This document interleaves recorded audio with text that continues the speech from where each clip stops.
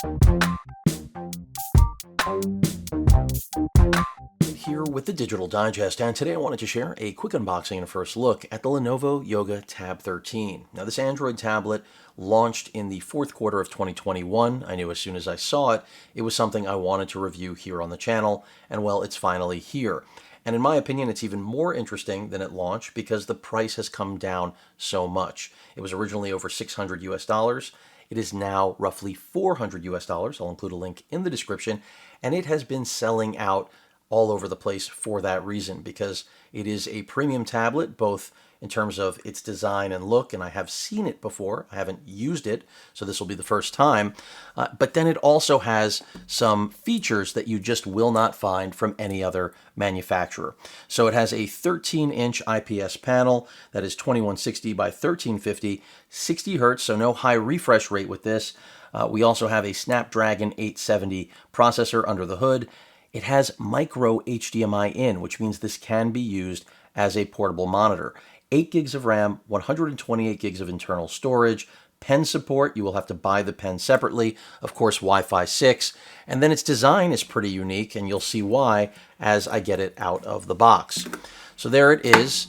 And, you know, it's something where if it turns you off that it does not have a 120 hertz refresh rate, I get it. There are much more expensive tablets for that market. But really clean 8 megapixel camera here. That's the only camera on the body. Fabric back, at least on this portion of the tablet. Construction seems solid. Then you have this handle, and this is also part of that identity that makes it unique, which you can use to actually carry it or use it to essentially hook it onto surfaces. So let's say you want to use it in the kitchen. You could hook this onto essentially a towel hook, whatever you have there available, and you've got a tablet that can go pretty much anywhere. And of course, this will also act as a traditional stand, of course, with an adjustable range of motion. And the fact that it has pen support, well, that just makes it more dynamic. Now, as I mentioned, we've got some ports here. So right there, you can see the Type-C port for charging. Your charge time on this, or I should say run time, should be fairly solid because, again, this doesn't have as high a resolution display. We're not working with Super AMOLED, so runtime should be good.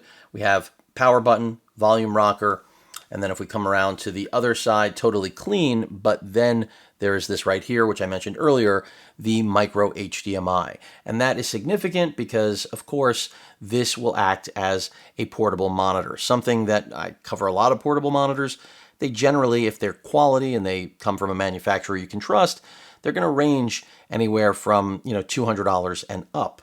Anything less is really more bargain oriented. So if you look at it just again from the standpoint of being a portable monitor, and then the fact that you've got essentially, I would say top tier Android tablet. Yes, as I stated, no high refresh rate display, but what appears to me to be a quality IPS panel. I'm not seeing any backlight bleed.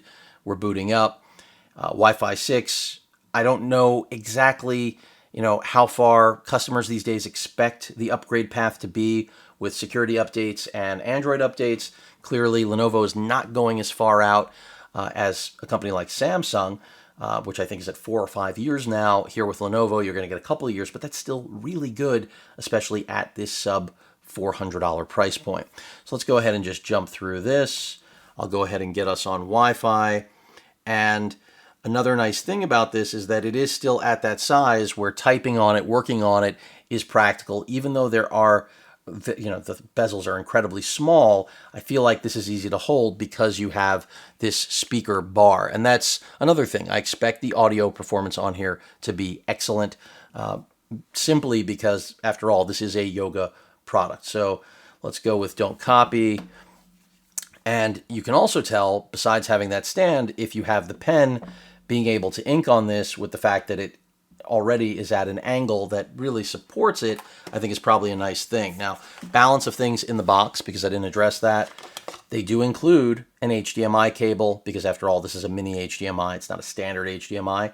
So this way you're ready to hardwire this to your monitor of choice. And then you also get a Type-C to headphone jack right there. So they include both. They know you're going to likely need them if you want to use that. And then last but not least is going to be the charger, something you don't see with a lot of machines these days, specifically Android tablets, I mean, and phones now.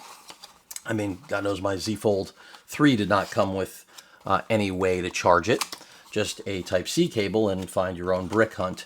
So here is the charger. So that's nice that they provide it. Now, this tops out the charging at 30, I believe it's 30 watts, whereas their newer, latest and greatest P12 Pro, which I'll also be covering, tops out at 45 watts, like much of the competition. But either way, they're asking me whether or not I'm a child or an adult. You know, I'm going to get through this and I'll come back. You can see things are looking a little washed out. It's just the screen is that bright, even though I think it's a 400 nit display, whereas the newer, again, P12 Pro, I think tops out at 600. But either way, this thing looks good, it feels good, and I really can't point you at any other Android tablet with a price point like this and a feature set like this. And that's why I wanted to cover it, in spite of the fact that it is not latest and greatest anymore. I already got a little preview of what the audio is like, and now finally you can see what the display looks like. High gloss finish, as you would expect. And look, the 870 is just a step beneath the 888 that's inside my Z Fold 3, which was the flagship, obviously, of the summer when this launched. So very similar performance, but it should provide better battery life because it is not clocked as high. That's just one element. So I'm expecting good things out of this. And again, at its price, I just don't know how you beat a device like this for content consumption. And then if you want to get the precision pen, you have a way to ink on this as well, which is a win-win. So it looks nice.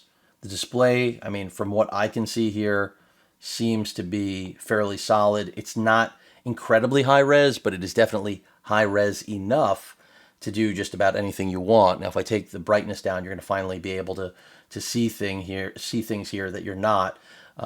Interesting search queries there that it's suggesting.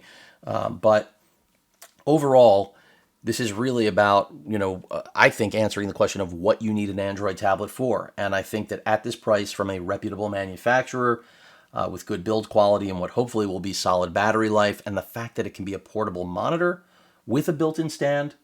I mean, that's the other thing. Most of the portable monitors that I cover don't necessarily have a built-in stand. They come with cases.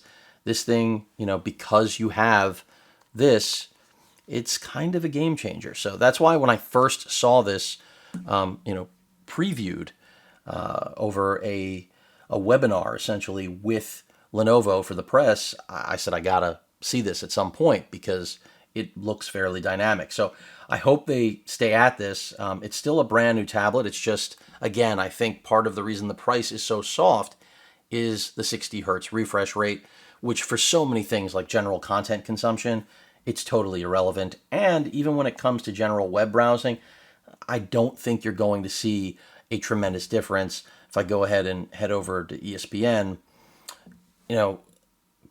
ideally, of course, when you have a 120 hertz panel, general scrolling is going to be smoother, but I don't really see a huge deal here in terms of, well, I'm not able to pinch to zoom here, but I'm not seeing any sort of issue when it comes to actually, I don't know why I'm not able to pinch to zoom, but not seeing an issue when it comes to scrolling. So I think that's important, but I didn't expect any issue. So that's something to be aware of. If you must have 120 hertz, well, then you must have a different tablet. But I think for the majority of the people on this planet, this is still going to serve the majority of their use case scenarios, even though that looks like it just crashed. So we'll see now if I can zoom. I still can't. Let's try going to another website and see how that performs. Now we are. So that was an ESPN problem for anyone that was wondering. I thought I was losing my mind, and when I'm shooting like this, sometimes I wonder if it's me. Certainly possible. But everything looks really smooth. The last thing that I'm going to do is let's jump onto YouTube and just see what audio quality is like. Granted, this is just an unboxing and first look. May as well just get an idea. I'm going to go to one of my videos for the sake of copyright issues because there is no reason to do otherwise. And let's just take a look at the ThinkBook 15P. I'll make sure volume is all the way up. Let's see if I've got the orientation right. I do. Wow.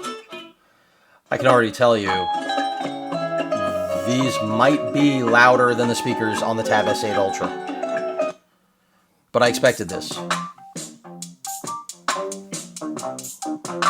And here with the Digital Digest, and today I wanted to share a quick unboxing and first look at the Lenovo ThinkBook 15P Gen 2. Now remember, I have brightness taken down. This is a 15.6-inch laptop aimed squarely at small and medium-sized business users looking for solid performance. I believe that includes is that they really have put their best foot forward. Audio quality seems excellent. Video quality is good. I'm really digging this tablet. I mean, I think this is going to be very easy to recommend as long as I'm not seeing any issues with overall performance, which so far I have not.